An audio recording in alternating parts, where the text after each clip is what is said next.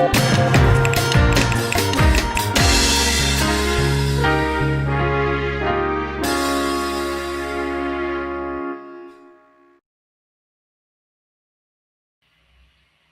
evening, friends and family, and thank you for coming to another night with Repair, Restore, and Grow Black Communities Behind Black Business. And tonight we have a very special guest, Brother Yoel, who is the founder Mm. of the Underground Bookstore. I think you were one of our first guests on our show. And we want to thank you very much for coming tonight. Brother Yoel's underground bookstore has been around for a long time. We once had 22 black bookstores. Many of them are 24. gone. 24. Oh my Yes. goodness!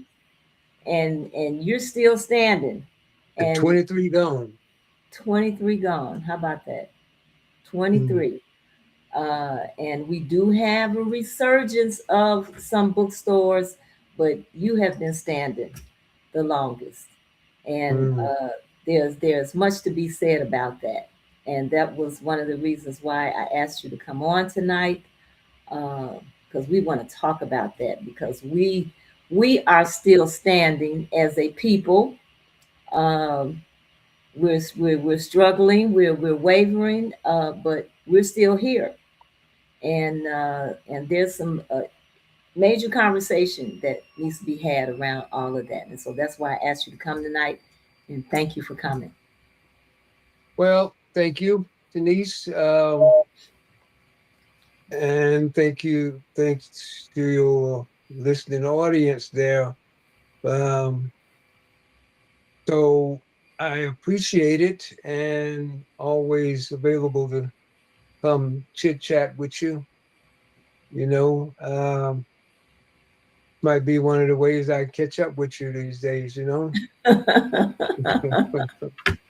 Absolutely. I'm very happy to be here, Yeah. and whatnot. So, yes. Okay. But I'd Uh, have to say one thing though before you sure. get started. I'm All not the right. founder. I'm not the founder of Underground Bookstore. I'm the Okay. one that carried it, towed the road for 31 years though. A brother named Robert Walters from Freedom Found Books in Hyde Park. Is the one that founded the Underground Bookstore. And Okay. he had the bookstore here on 87th Street for about 2 years before I came along and took over. And then he went to Hyde Park.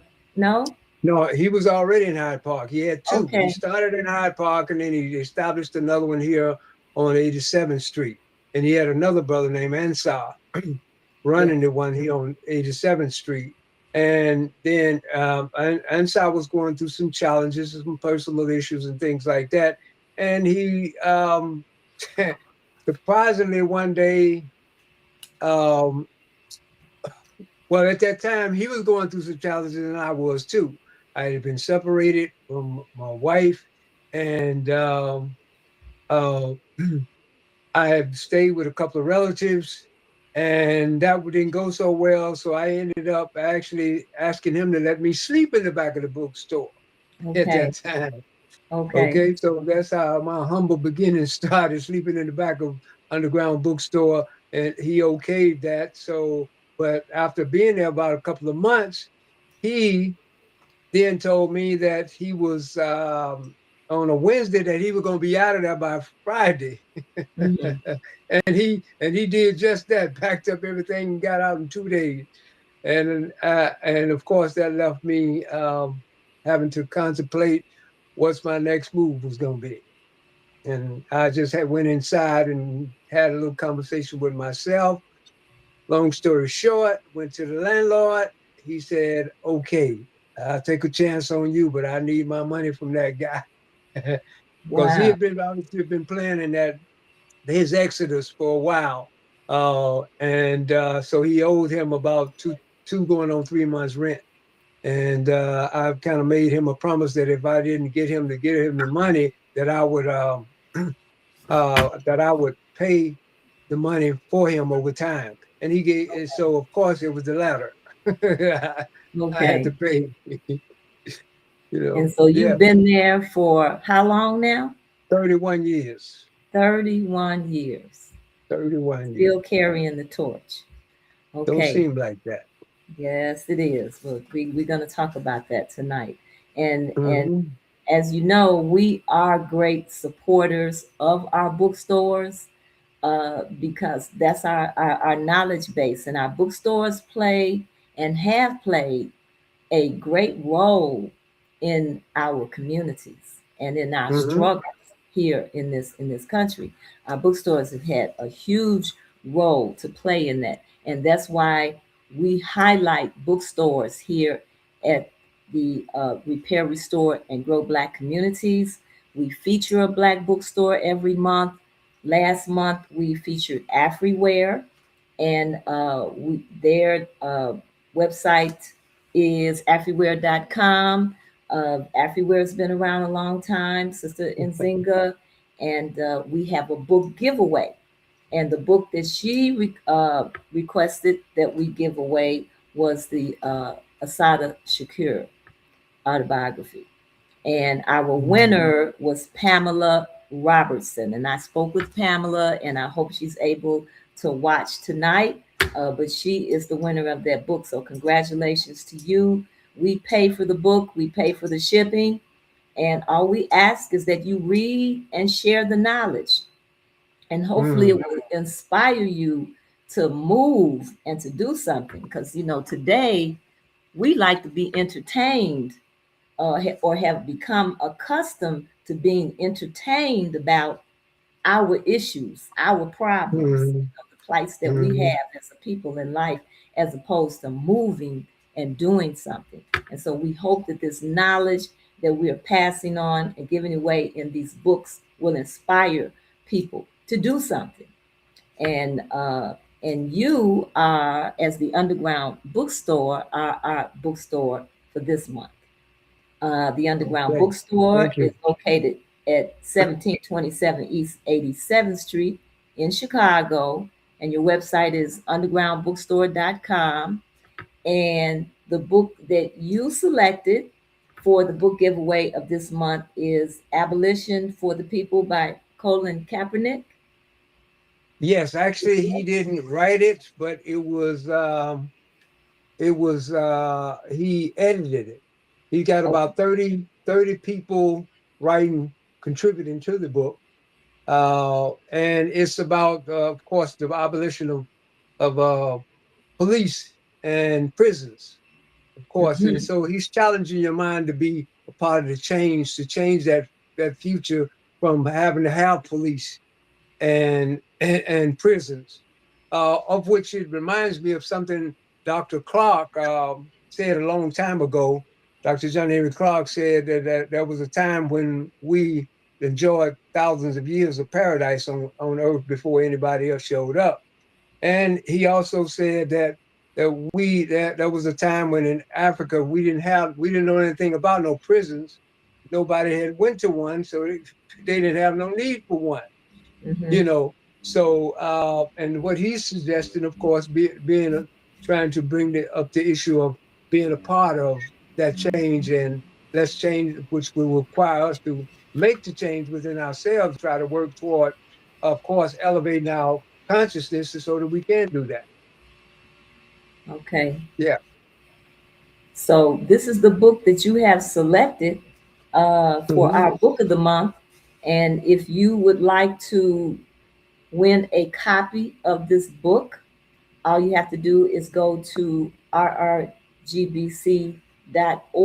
and subscribe. And if you're That's right. selected as the winner, as along with one of our winners, our most recent winner, Pamela Lee Robertson, you will win a copy of that book. We will pay for the book and the shipping. Um, and I want to thank you again for selecting this particular book because I think it is a special read, as we feel that all of the books that have been selected by our bookstore owners are special reads. And so, definitely, we want you to support our Black bookstores.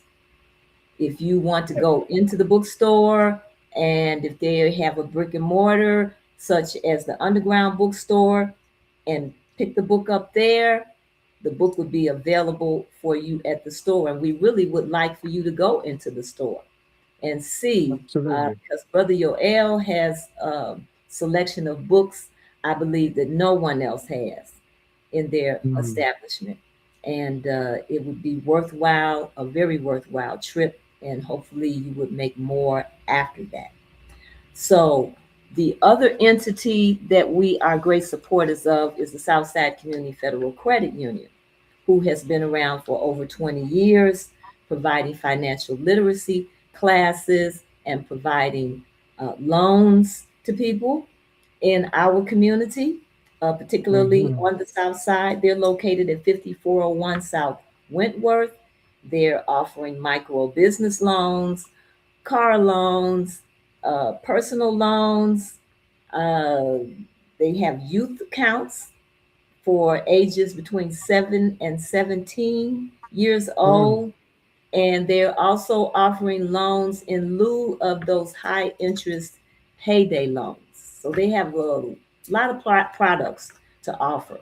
And in order for our banks to thrive, they need us to open up accounts because we have our money sitting in banking institutions who do not give back in the way that institutions like the Southside Community Federal Credit Union gives back to our community. So we That's ask that you right. support the Southside Community Federal Credit Community, Southside Community Federal Credit Union by opening up an account. You can open up a checking account, you can open a savings account, you can open a business account there.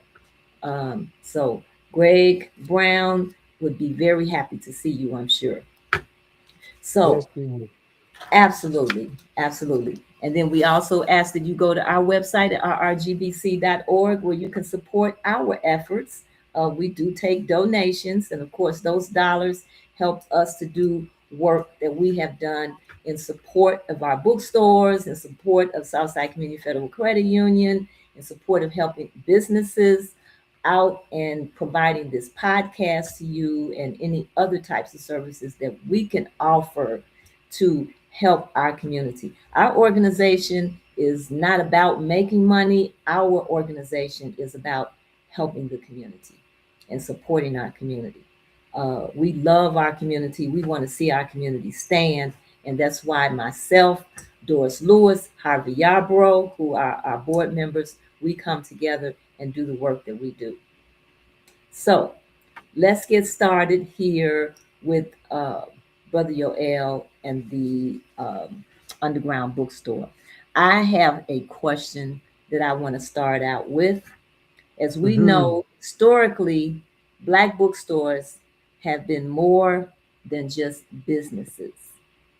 What role would you say they play in the Black community today? Well, historically, they played a very important role in our communities in the past because it was a gathering place where people gather of like minds gather and they socialize and think and talk over, discuss, have discussions about our present situation and what we need to do. And so it was a meeting place, and we were able to maybe possibly kick off some things that we would like to do um, in the community, and so it's always important to have a place where like-minded people can come there and they can get with other like-minded people, and they go out into the community and be active and trying to make some kind of positive change. So that's what they've served in the past, and they still kind of do that a little bit today. But the internet has changed a lot of that because I don't see a lot of people like I used to in the past anymore. Um, so they gathering in the wrong place when they go there because that place has the internet has this. You can get a lot of information there, but Mhm. however, uh, they have a purpose and a hidden agenda that they got that they're trying to work with this internet thing. That's why they call it an internet, or World Wide Web. If people haven't got given thought to that, why use words like web and net?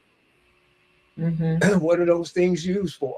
What are they trying to trap or catch, or why and when? you know, Mm-hmm. what are they kind of trying to capture? So, but yes, they bookstores have played a very important role. Kind of like churches, it's just not as many of them, True. around as churches, but they're very important, and more so because information is, or as they say, knowledge is power. Mm-hmm. Well, not quite. The acquisition of that knowledge is power, but you have to have information before you attempt to do whatever it is you attempt to do. And the way I like to look at bookstores is that you can go there. It's an information center, or you might say, I say refer to my store as CIA headquarters, Central Intelligence Headquarters. Well, that Mm-hmm. means that you go there to get your information. Intelligence is information, knowledge.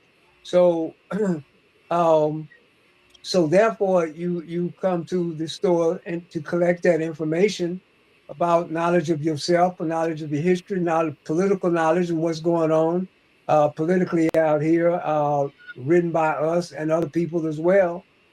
So that we can make the necessary decisions that we need to make to whatever it is that we want to do, or what part of our struggle we want to be participate in, or just want to have knowledge of self. But it it's really important because um, before anybody can attempt to do anything, in being informed is what you need to do. Even when it comes to the at the level of in this country, for instance, the president, before he makes any move to do whatever he needs to do, one of the first things that he do is call together his what Joint Chiefs of Staff. He called all his cabinet together, and he started the conversation by saying, "Okay, what do we know? What do we know that we don't know?" But the bottom line is he gathering information so that they can intelligently make a decision on what it is that they need to do, if anything. Likewise, even down to the level of uh, an individual on the streets. Let's say a relationship between a man and a woman.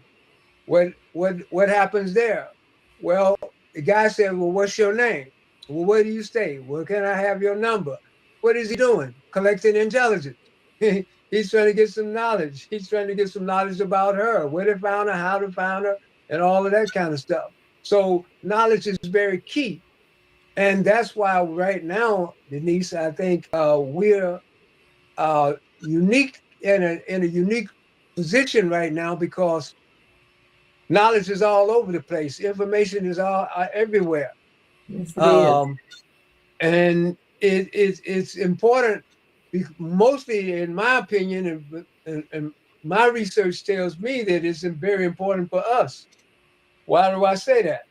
Because you're the downtrodden, you're the despised and rejected in this country, and therefore, in order to get you right, your creator and your ancestors are sending you information so that you can be informed first and foremost about who you are and uh, who and whose you are, if you want to say it like that. So a lot of us don't quite know who we are. We more than just an Aries, or you're 31 years old and you live at 1727 East 87th Street. So you're more than that, and we need to know that. So right now is very important because this information is being sent to wake us up. If anybody's been waking up in the last 15 to 20, 30 years, is because the ancestors and creator has always been waking up a few that they chose to tap on the shoulder, as I like to call it, and say, "Hey, look at that, check that out, read that right there." And those people set out to um, um, go out and try to read and find their way. A lot of people end up in the store sometimes, and normally they be young folks, but I've had some elders do it too, and they don't know where to start. And Mhm. they ask me, well, what do I read? I mean, where do I start at? Um, and I give them some basic books, some classics that I think they should start at, and then you got your person who's been reading a little bit, and so therefore they already done read a couple of books, and I kind of help them to guide them to some more information and stuff like that. And like a lot of times I be kind of led by spirit to do those kind of things, and so as such.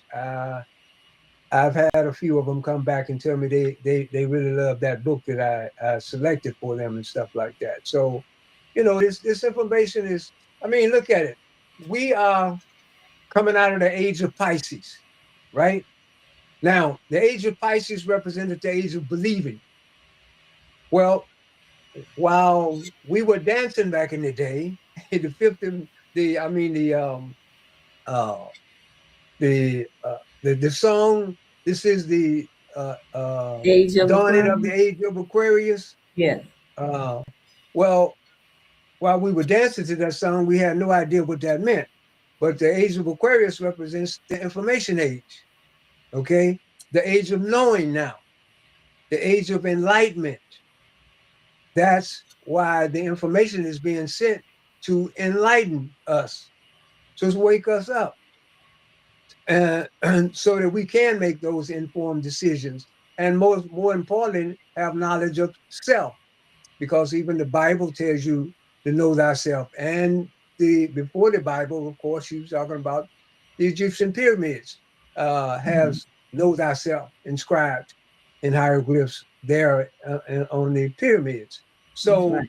you know that so therefore it's like I said that's why the prophecy, for instance, some of the prophecies coming out, one of them coming out of the Bible said that goes at the end of the time of Pisces, all that was in the dark shall come to light, and all that has been hidden shall be revealed. Well, how could they make that prophecy from somewhere way back thousands of years ago or whatever? Except they understood the cycles, life cycle that we were going through. And in Hindu philosophy, they said this is a 26,920-year life cycle. And we halfway through that right now. You done fell from your high and mighty position when you had full knowledge of who you were and operating out of your what I would call your right mind or your God state of consciousness, down to now you just don't know who you are. You fell down to child property belonging to another people, shackles on your arms, your legs, and all of that. Beaten, castrated, and all that. Hey, you went from Kuta Kinte to Toby. Okay, Now, see, so I also feel this, I see this as uh, the curriculum in the schools and the mm-hmm, information that has been removed from the curriculum in the schools, the information that is conveniently removed from what we see in the media. So many of our people are getting all of their knowledge from what they hear, the little blurbs, the sound bites that they hear every day in the media. That becomes mm-hmm, their knowledge base. That yeah, becomes what they want to do. And this is programming. So mm-hmm, the knowledge that we're getting is being shaped and presented to us. mm-hmm. And that's one of the reasons I feel that our bookstores are so important, and which leads to my next question here is, how does black bookstores shape identity and consciousness in ways that other spaces cannot or do not? Well, I kind of hit on that a little bit already, but Mhm. I would say that I mean, if nothing else, an individual that comes in the bookstore will get is uh, one thing they will get knowledge of themselves, knowledge of their history and where they come from. It would take you back would take you back to a time when you were more than slaves, put it like that. Because in this Mm-hmm. country they like to start our history with slavery. But Mm-hmm. what were you before that? So it's important to know that, so that you know it's like you should begin to adopt a new attitude then, that Right. you were not just somebody that was bought and sold, you know, that you were um, rulers of dynasties that they don't talk about anymore, of course, but they can't go anywhere on the planet where you haven't been there and done that, but they don't tell you that. They think you were just sitting in Africa waiting on them to come along and drag them out of Africa and bring them to America and make them slaves. You know, but that was a part of the cycle that we had to go through, um, and we went through that. Now we are at a better place right now. Even though right now things are all mental right now, it's rediscovering and getting your mind straight. Well, So. let me ask you this question. What do you Mhm, think about these sites now, like Chat GPT and the co-pilots, where you can go in and ask anything and mhm, get all of this information, you know, mhm, actually engage in a conversation, you know, asking questions and getting mhm. commentary Okay. and information from these sites. Well, I've had a little an occasion to ask AI, and I'm not sure if I did chat G whatever it GPT. is, Hmm. GPT. But um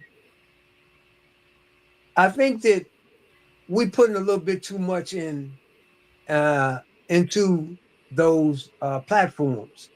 They can be helpful in some ways, but we stop acting like they're all knowing, and it's the god of the computer world or some stuff like that, because we have to remember that those things were programmed by men and women. They Hmm. input that information, so it ain't all of that. But if you can use it, it's like a double-edged sword. But you can use it for your good. Okay, use it, but be careful that what you're using it for. Depending on what you're trying to do. Um, but on the other hand, if you think that it's all of that, what you think it is for your adversary, it's three times that for him. Okay. And he's got you telling him everything. He don't have to leave anyway. He just sit in front of his computer and he'll get everything that you're thinking by sitting back, letting you input information, Hmm. or tell him what's on your mind and what you're trying to do. And Hmm. you might not think that's important in one level, but like I said, on another level, that's very important, because I remember I got a book that was a compilation of almost 2,000 pages from some white think tank. And the name of the book was The Psychosocial, Chemical, Biological, and Electromagnetic Manipulation of Human Consciousness. Wait a minute, let me say that again. The Psychosocial, Chemical, Biological, and Electromagnetic Manipulation of Human Consciousness. Now, that was Matrix 3. That was okay, that this white think tank had compiled almost 2,000 pages. And I think I showed you that book that the night we were at the meeting at Minister Farrakhan's, that meeting that he used to have over there. I brought that book to that meeting one evening and introduced that book to some people over there, of course. And I like to, I enjoyed that because you get an opportunity to see how much information they compile.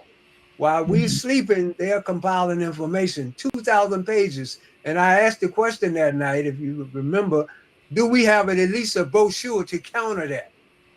Just a small brochure. No, we don't. And we don't have a black think tank.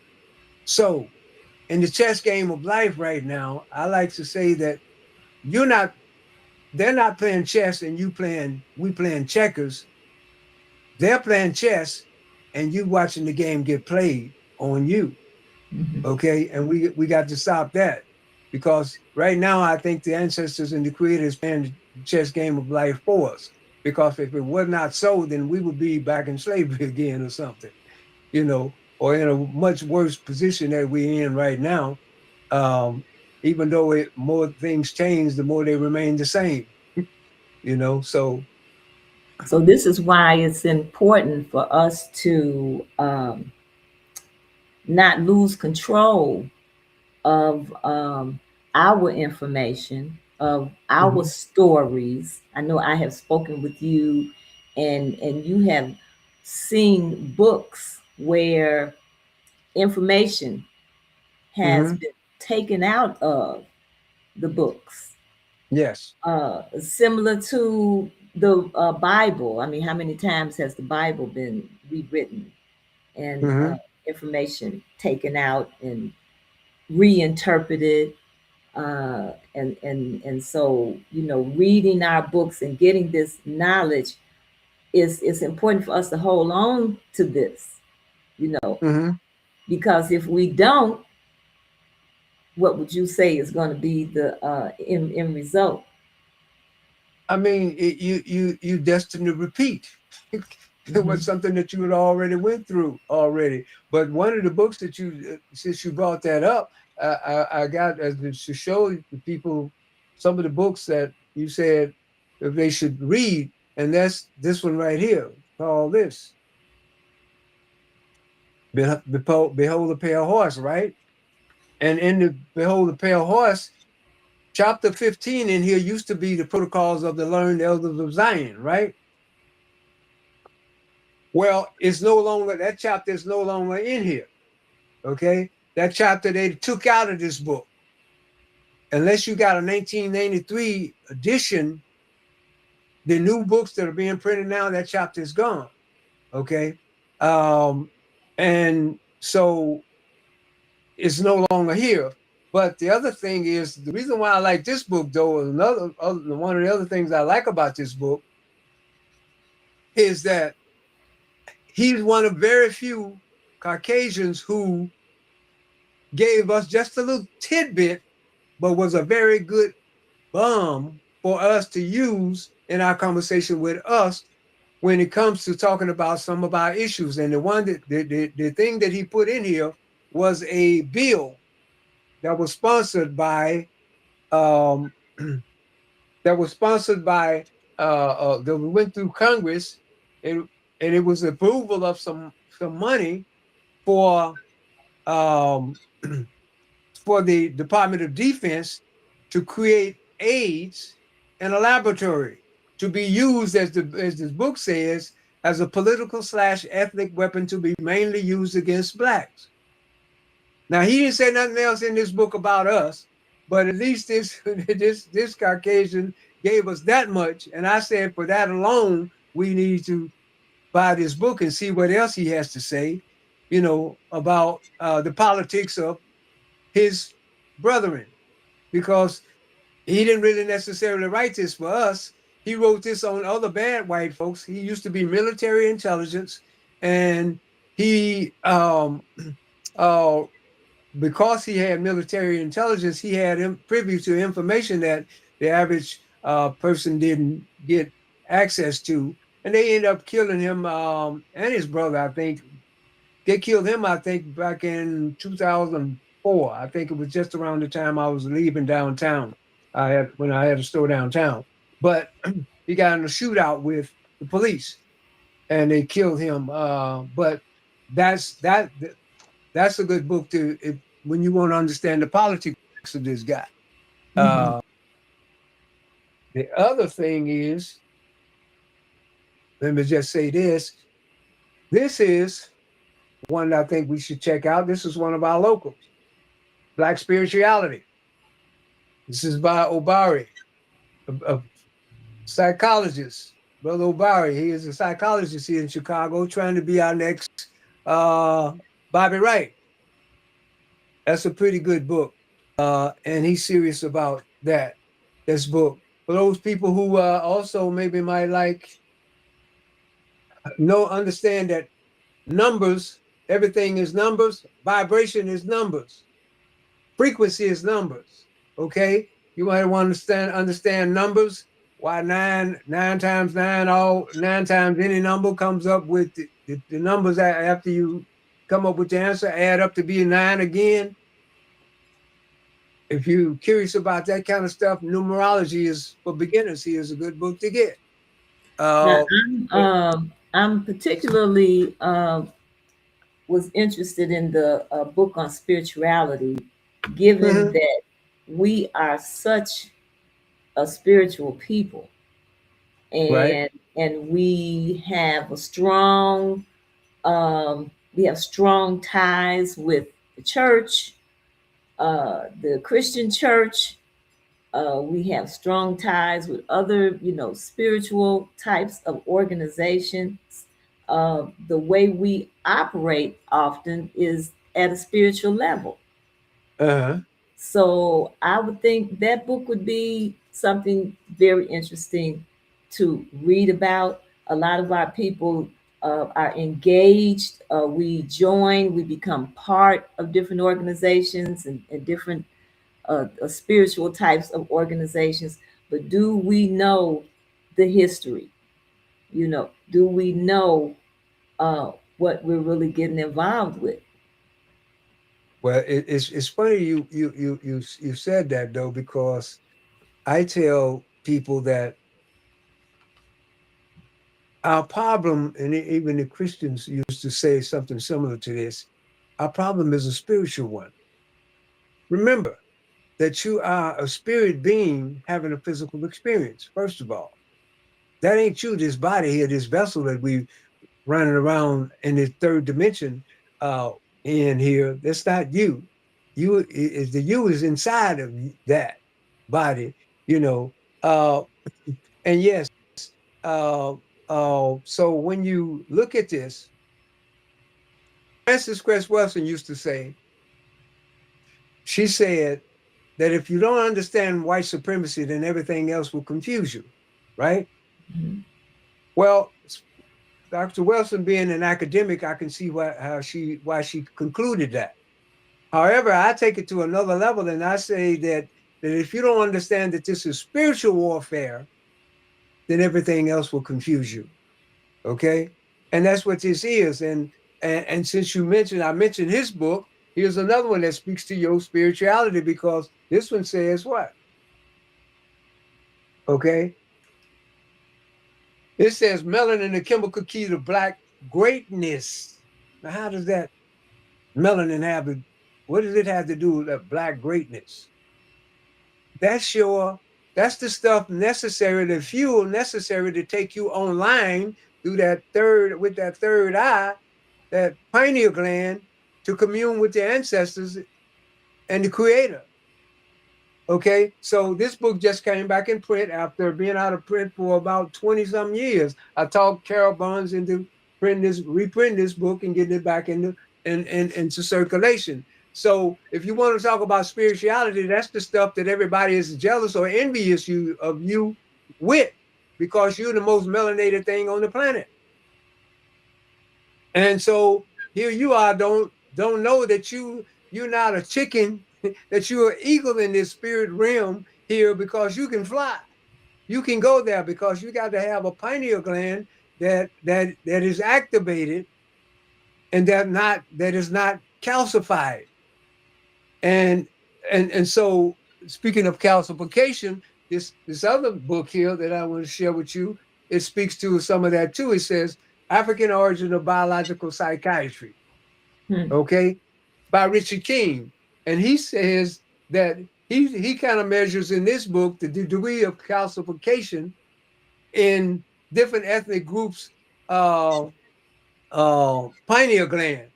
And see, and so he says that in Caucasians, their pineal gland calcifies by age 12. So whatever genius they showing up to age 12, after that, their pineal glands start to calcify, which means it's not working. But so it's 85% calcified. Yours, however, is only 15% calcification. And whenever you want to get down and what you call pray or meditate or go into some yoga meditation, then that stuff there is, and that pineal gland is what's going to take you there. Okay, so that's a good thing. And I got one more on that subject too. And this is all having to do with your spirituality, because our main problem is spirit. Okay, you are really, we are the Neo of the Matrix. Mm-hmm. Okay, this is another one. Dark light consciousness. Dark light consciousness. This is by Bruce Bynum, and he said, "Well, you in the name, he's telling you dark light consciousness. How is light dark? Well, he's talking about melanin. Ain't that dark? Well, what is melanin? Melanin is actually this dark substance. They call it dark matter. They call it ether. They call it carbon. It is um, it is light. Remember, the story goes, or the little saying goes, out of the darkness came the light. You've heard that before. Well, the light didn't come from something that it was not. Okay. So the light that came out of light was dark, though. But some say in metaphysics that the creator created light so that he can know itself. When you turn on the light in the room, of a dark room, you can see what's going on, right? But Mm-hmm. the greatest substance, though, is to be able to see what you need to see and accomplish what you need to accomplish in the dark, because it is the dark side. And when I say dark side, in African philosophy, your dark side is your inside. It's inside, not some spook, some weird, some wicked, crooked, uh, deranged thinking and all of that kind of stuff, like we've been told your dark side is, somebody bad and all that. No, it's your inside. So when you go into your inside, um, you close them two physical eyes you got here. So you go to the inner darkness inside you that connects with you with that outer darkness that's around you, that permeates all the atmosphere and beyond, right? Well, how's that done? When you go out during the day, for instance, we got the sun up. But if you were able to reach up and put your hand over the sun, you would have what after that? Darkness. The darkness is forever present and in everything that and everything needs it. Okay. So what is that darkness? You call it night, but it's more than that. It is melanin, it is carbon, it is ether, it's spirit. Okay. So it's much bigger than what we think it is, and as the ancient Egyptians taught us, as above, so below, as without, so within. So um, so whatever's out there in the larger universe is also in the smaller universe, you. So we have to understand that that's a part of the knowledge of self and getting to know who self is. So yes. Um, and then you mentioned earlier this sister. She's an ancestor now, of course, aside of Decided she autobiography of Sada Shakur. She's an ancestor now, but that's a good book. Been a very good book to read over the years. Okay, so it kind of pretty much speaks for itself. She's been one of the only one that I know really that's been so popular that escaped the clutches of these criminals over here and got away from here before they tried to kill her or lock her up and waged in some prison like Abu Jamal and Other brother that wrote from Die Nigga Die, H. Rap Brown. Mm-hmm. Okay. Uh, then you have one of our local authors. This is a pretty good book. Um, Psychic Trauma just came out, back in print. It's been out of print for about 20 years. It is just came back into print. So uh, Naima Latif and her husband put this together.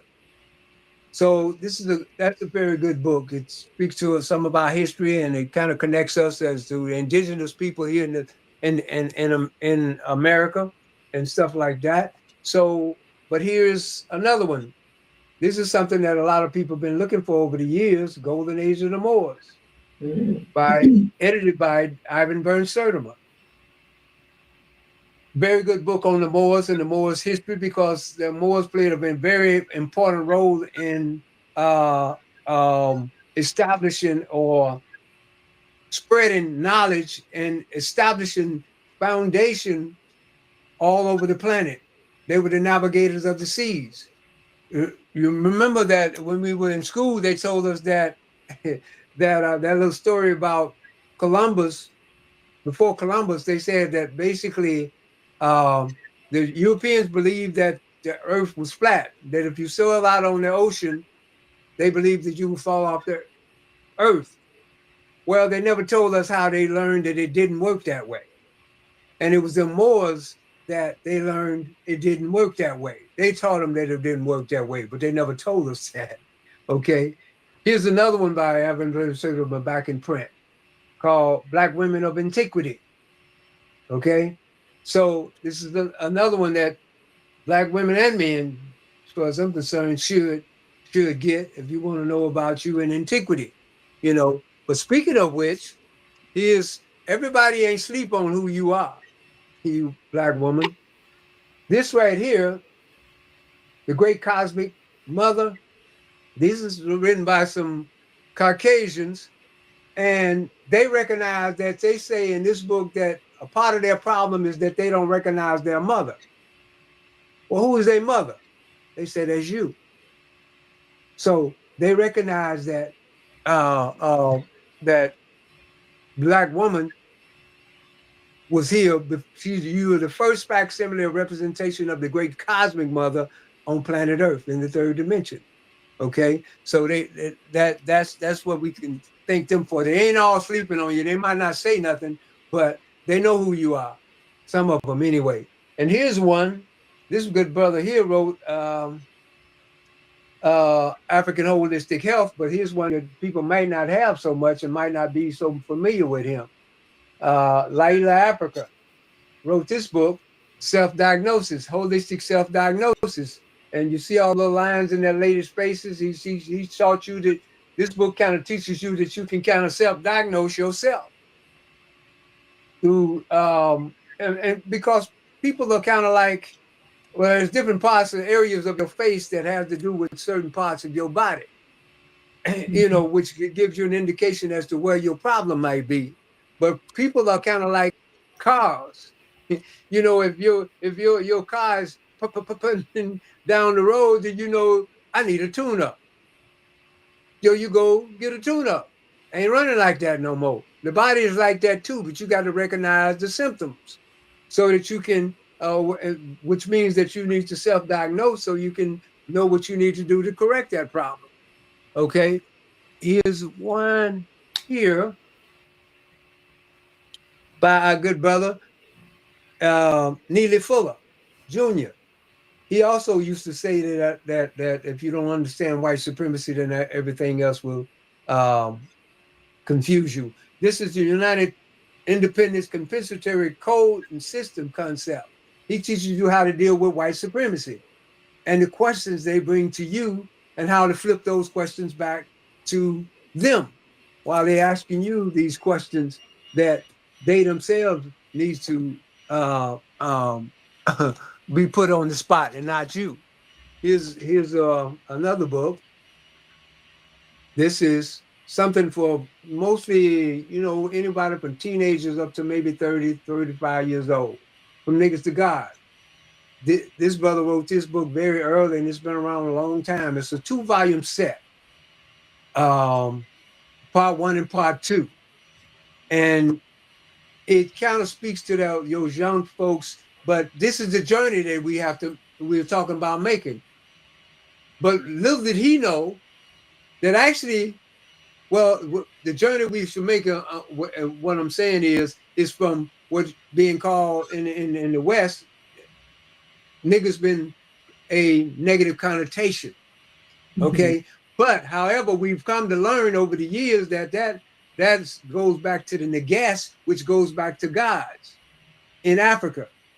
Okay, so I don't think this brother was aware of that at the time when he put his up with this title. So really, you would be saying from God to God. But in the West, that niggas would be a negative connotation. You know. Then we have Neely Fuller's um, partner in crime here, Miss Frances Cress Nice. Welsing. Mhm. Okay, there she is. The ISIS Papers, Keys to the Colors. Okay, very good book. Uh, she was from Chicago, of course, and she passed out there in Washington D.C. with Mr. Fuller. Okay, that's where he was from, Washington D.C. And I assume that's where they kind of met and collaborated and whatnot. But her book is very instrumental in the diagnosing white or Caucasian mindset. Even down to the thing of how they deal with games that they play. Like, for instance, she talks about billiards or pool, shooting pool, the little white ball knocking off all the color balls. And the last ball that he has to knock off to win the game is the little black ball. So she gets real deep into their psyche like that. So then there's a one here I got that kind of is a major problem right now, but this one gives you an idea of what somebody else has created, and now they got you involved in it. It's called Meet Your Straw Man. Okay, and it's dealing with law. It tells you that that these people have given you a status, and they done created a um, um, a second you that's fiction that you answer to. That is the one that always really they be trying to get you to represent, but you never tell them that it's not you. For instance, what I'm saying is, if you know what a straw man is, that's a fiction, okay, one that don't exist. So your name, for instance, in all capital letters indicate a corporation. On all your mail, the correspondence with bill collectors and the government, your name always comes in all capital letters. Why do they do that when you were taught in school that you spell your name correctly, proper, the first letter capitalized and the rest of them small case? They got a reason for doing that. And this is why they do that. So we need to understand what they're doing that you don't know of, that we need to find out what they are, because law is a major tool, one of the major tools that have been used against us in this country, a very major tool. And I mean, when you think about it, everything that problems that you have that gets in your pockets that costs you money, it fits under the banner of legal, right? And it's legal to pay your property taxes. Well, why do you got to pay property taxes? You bought the house. So why do you got to continue to pay property taxes? You don't have to, but because you operating under man's rules, which is his legal system, he says you got to pay that. So, uh, and so because of the status he got you in, that's why you end up paying that. Or it's commerce with him. When you go to for instance, if you wanted to marry somebody, he wants a part of that. He wants you to come get a license. So he want to get a little money off of that. If you wanted to, pretty much anything you want to do, he wants, you got to pay him. You want to open up a business, you got to pay him. Why do you have to do all those things? Those are all his rules. What people don't understand is what's legal is what not necessarily what's lawful, and what's lawful is not necessarily what's legal. And that's why we need to study this whole law thing that's been in our way. And when they released us from the Emancipation Proclamation, they created all kind of black codes and Jim Crow rules that kept us down and kept us suppressed and oppressed. And they still got stuff that they are doing today to keep us in that position. So, But that's pretty brother, much most of the book. that's a lot. And as I'm listening to you, it's reminding me when when I started college, I guess my sophomore year, and Mm-hmm. I went to University of Illinois, and we had Sterling Plump, and I can't remember the lady's name. There was another professor there, but they were teaching, Black Joyce, history. somebody, Joyce, and Yeah. I forget her last name right now, but yeah, I know what you're talking Okay. about. Yeah, they were teaching Black history classes there, and it was a history. The information was something that we had just never heard. And so people went to the classes. The classes were filled. You couldn't sign up anymore. People came anyway to get the knowledge. And as I listened to you talk, and I know many of our people and many of our young people do not know our history today, do not understand what is really going on today. And just listening at you talk, you were teaching tonight based on all of the information that are in Mm-hmm. these books and these Mm-hmm. authors that have taken the time to study and disseminate this information to us. Everybody Okay. should be running to your store, to a black bookstore, the first thing they can tomorrow. I mean, because this is what we need. There's so much knowledge and information out here that we need. I want to ask you one more question, and we do have Anthony Travis in the waiting. He wanted to come on tonight as you were talking about taxes.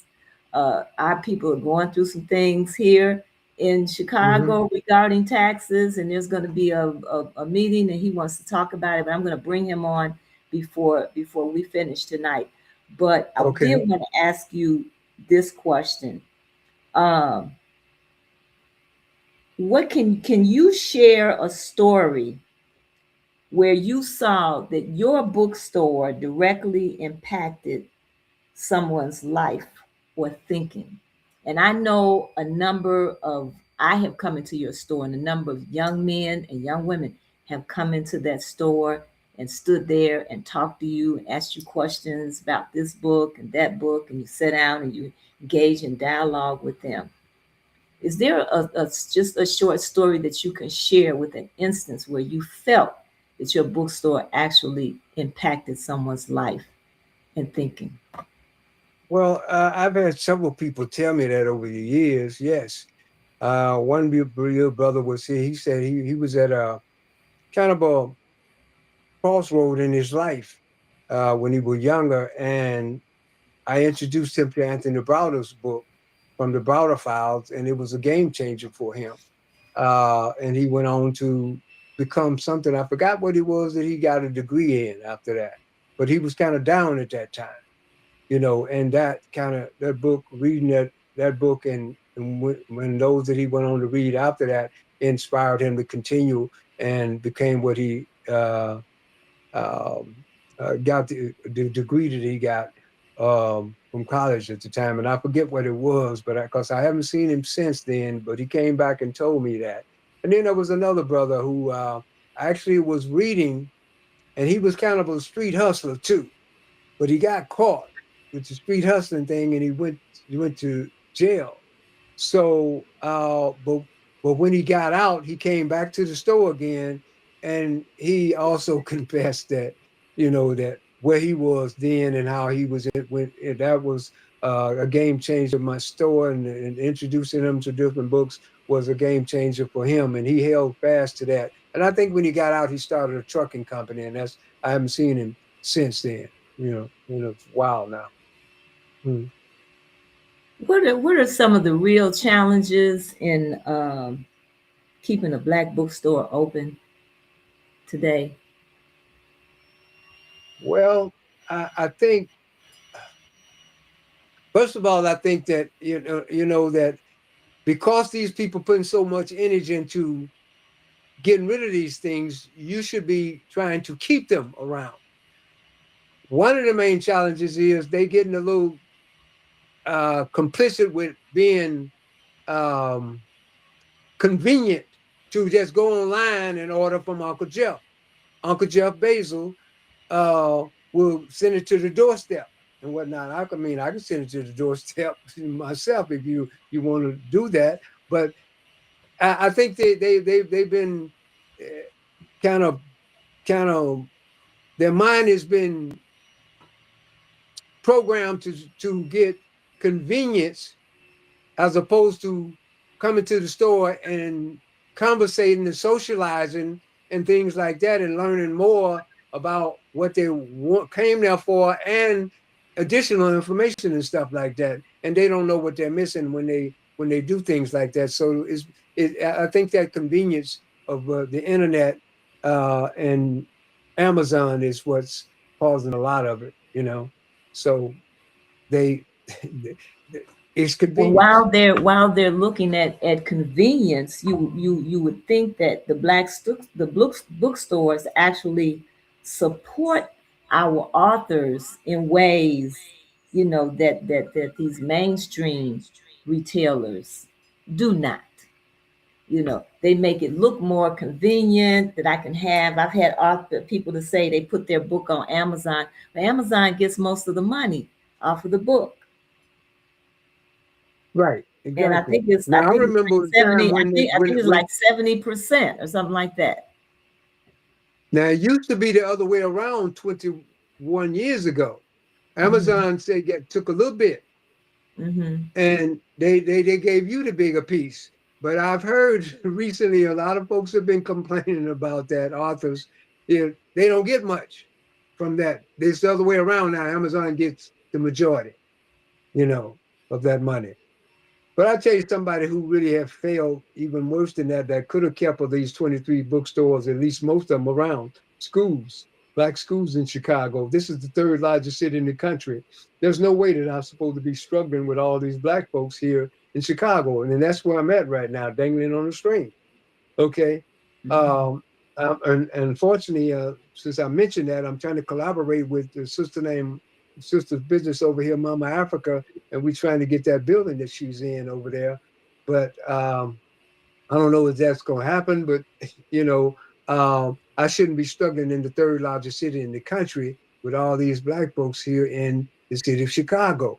There's no way that this is supposed to be happening, but it seems like they just destined to give in to convenience and give their money somewhere else to somebody else. And what they be doing by doing that is empowering that community. You empowering Mr. Jeff Bezos to continue to do what they doing to us, suppress, oppress us, and keep us in the state that we're in. When you give him that money back, Absolutely. okay? I'm going to You, bring Anthony Travis in here before we end our show tonight. You're going to have our closing remarks, but I'm going to let him give his announcement about the meeting that he's going to have uh, at Michelle Clark School Yes, ma'am. regarding our taxes. On January the 14th, doors open at 5:30. Michelle Clark High School, 5101 West on Harrison. Brothers and sisters, business people, real estate people, if you want to know how we can go to the next level, please bring your tax bill. Come out to this august meeting because we realize that if we're going to make Illinois affordable, we must get the schools off the property tax system. Also, we must have consolidation of school districts. And let me make it perfectly clear. I did not say schools. I said school districts. We have 856 school districts in our state, and we only got 1,700,000 students. And they're leaving this state like crazy too. And another thing, folks, Cook County, where we live, we have 140 school districts in Cook County. My Queen Denise, that makes no sense. 1,300 municipalities, 1,400 townships. It makes no sense no more. And why you talk about municipalities? Because you take Thornton Township, 1,800, 1,800, 18 municipalities. That's 18 police chief, fire chief, public works directors, finance directors, and law firms. That's where your money's going, folks. We don't want to see no person lose their property over taxes. We don't want to see businesses shut down because of taxes. And Lord knows we don't need Brother Yoel bookstore to close because of taxes. And that's what a lot of folks don't understand. We need businesses in our community. And I say to everybody who want to hear my voice, I'm a capitalist. I am a capitalist. But capitalism have to be controlled. That's why you have safeguard when it comes to capitalism. Pure capitalism is dangerous. Why? Because it's dog eat dog. That's what you get from pure capitalism. I hope, Brother Yoel, uh, Yes, sir. I hope to have my book at your store. Mm-hmm. I've been working on my book 14, almost 16 years. And the Mm. title of my book is called Agape versus the Dark Side. Mm. Okay. And what I'm showing folks through Agape is that you can run businesses from the dark side or the light side, which is God. And that's the title of my book, Agape versus the Dark Side. Hopefully, I told my publicist I will get back in her face so we can get this book done by this year. And I would love to have a book signing at your store. Yes, sir. Thank Absolutely. you, Mm-hmm. my Queen Denise. All right. So, Fantastic opportunity. Brother Yoel has given us a lot of I information heard. tonight, uh, as to why there's a lot of knowledge, even what we need to know about these taxes. Well, You know what you know, and then he has some perspective on these taxes. Um, and this is just we need to get an understanding and a knowledge base about what's all really going on. well, you don't have to have property taxes. We have been hoodwinked, bamboozled, because That's right. if the legislators under Section 9, I'm sorry, Article 9, Section 1 of the Illinois State Constitution, if they would have done their job, we wouldn't be worrying about property taxes. I said it, folks. All you gotta do is read Article 9, Section 1. Okay. But they decided when Daley, I'm talking about the daddy, when Daley went down to Springfield in 1970, it was two things he wanted. One, he wanted home rule, and then he wanted control of the schools. They cut a deal with the southern part of Illinois to give him those two issues. And look what they have done to the city of Chicago and the state of Illinois. So come out January the 14th, 5:30, the doors open. We're going to be talking about the tips. We're going to be talking about the two reports that was done. I sent on the governor task force for property tax relief. The Democrats did their report, and our subcommittee under Representative Mary Flowers we did our 62-page report. So we're going to give a backdrop of those reports. And when you look at those reports, they're pretty much similar to a degree. They both lay out the fact that we need to get the schools out the property tax system and consolidate school districts, folks. Okay. I say no more. Come out Mhm. January the 14th and be I'll free. come out. Okay. Thank you. Thank you so very much. And, All sir, right. you keep up the good work. Likewise, brothers. Yes. All right. All right. Oh, Thank you. Okay, well, Brother Yoel, this is just some of the problems that we have. Can you read that? 'Cause looking backwards on the screen, the title. the first Americans were Africans. Mm-hmm. Hmm. Another good book. Stolen Stolen legacy. legacy. Right. That's it. So That's these are all, just folks. these are some of the must reads that I ask you to list tonight. And certainly after listening to you, if someone comes into your store, you know your books, you know what Hmm. these books are about. You're not just a business. The Underground Hmm. Bookstore is not just a business, but you're an entity that is a living entity that is a part of the community, and it's necessary that you survive. And so that's Right. why we are in such great support of you. And I'm going to let you have some closing remarks. We did go over tonight, but that's okay. I'll let you have some closing remarks before we end our show. Okay. Well, I just want to say that, um, like I said, there's no way that I'm supposed to be struggling right now. And no way that that 23 other bookstores has closed their doors because they didn't get enough business to stay in business in Chicago.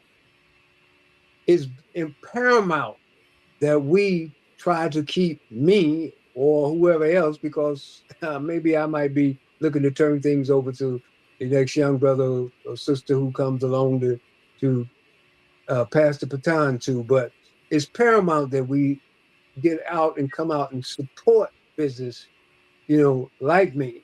There's two or three other their sisters who have opened up bookstores, but they are pretty much new. One has been around maybe about 10 years, but she's moved around the city of Chicago a lot. So when you do that, you kind of lose some of the clientele. But um, she's a very good sister. Uh, and we should try to support what we have. We don't need anybody else to do it if we do it ourselves. But we seem to be stuck with being, I would say, complacent, or some people would just say lazy, just punch the computer and order the book over there. And some people don't care that what you say, as long as they want to go there to get Uncle Jeff to give them a discount. We need to stop that. Mhm. Is that's the price you would pay for to continue to stay in this situation that we're in right now, economically empowering, continue to empower other folks' community and not yours? What are you willing to sacrifice for your people? What's in it for you and what's in it for your people? When you go that route, you giving the money right back, in that you're not empowering you. You're not, therefore, nothing is going to change. So it's very important that this information that's coming out now all over the place, over the internet and other places, is here for you. And you need to make sure you don't disappoint the Creator and the ancestors by rejecting that information. Because there is a scripture for people who are churchgoers that says, "My people are destroyed for lack of knowledge." And because you reject knowledge, it says, "I will also reject you." So you got to Mhm. be careful that you ain't rejecting this knowledge. That's right. So it's So not just come out and about spend some money. so it's not just about your business. This is about our business. No, because I could have had some money in my pocket doing something else, selling something else. But I Sure, don't have all of that, sure. you know. 31 years. Come on, I didn't get rich. Not through dollars and cents, but through not those dollars, those fiat dollars. But I can say that I am rich in sharing information with people and providing people an avenue to acquire information to enrich their lives and whatnot. So I'm rich there. Yes. You can't get too much richer. So anyway, come out. I need you. All We right. need you. That's right. All right. Thank you Uh, very much, Denise. absolutely. Appreciate you, love you, and keep up the fight. Absolutely. Well, family, we have to support our Black bookstores. We have to support Black businesses. And we want to thank you for coming tonight, Yoel. Um, Mm-hmm. and we will be doing everything we can to support the Thank underground you. bookstore. All Thank right, you. family. And we ask you to go to rrgbc.org where you can watch all of our podcasts, including this one, over again. And you can make donations, purchase from our online store to help with our